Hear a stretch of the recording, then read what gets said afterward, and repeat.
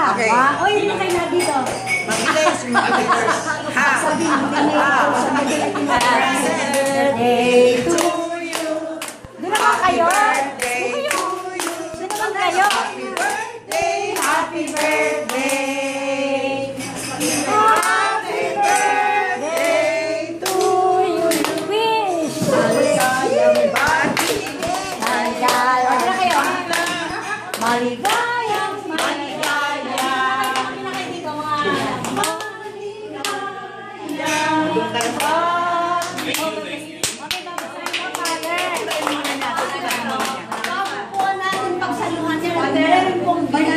Para sa inyo, galing po sa posa.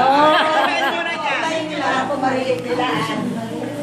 Nasaan daw ang tula? Kayo sa Renans, maraming salamat. Sa Pangasinan, sa malayong bayan, ay may isibilan dyan sa nila lang. Mayroon pa nga siya, mayroon ng pananaw na maging lingkod sa mga simbahan.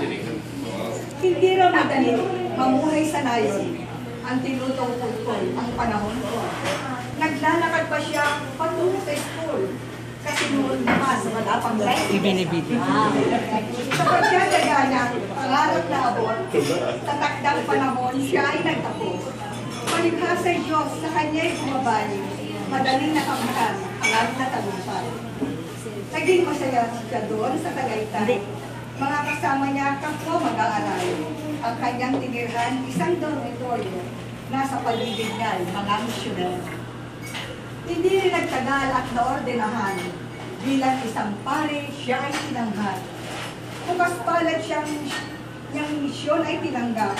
Sinuko nga siya at nalibang bayan. Matapos paghatid ng mabuting aral, ipinalig siya sa Pinas na bayan.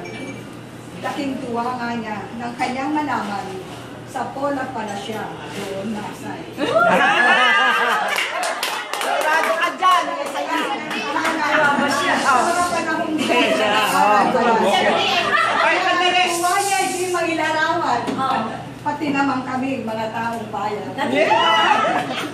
Itong taong tingkad siya ay naglingkod bilang isang pura sa ating simbahan. Kaya hinihirap ang katawan, pati naisipan sa dalawang uri ng panunungkulan. Naging borsar ka na at palispis ka pa. Talagang mahirap humilpi sa kapwa. Jesus at mahal na ina, ang lahat na ito ay nakayanan niya. Hayaan ninyo na siya nga mahal namin pura, ang mahalagay, nakaraos ka na. Ang hirap pa ang problema sa 7 taon ninyong paglilingkod sa Pola. Mag-enjoy ka na lang sa kasalukuyan.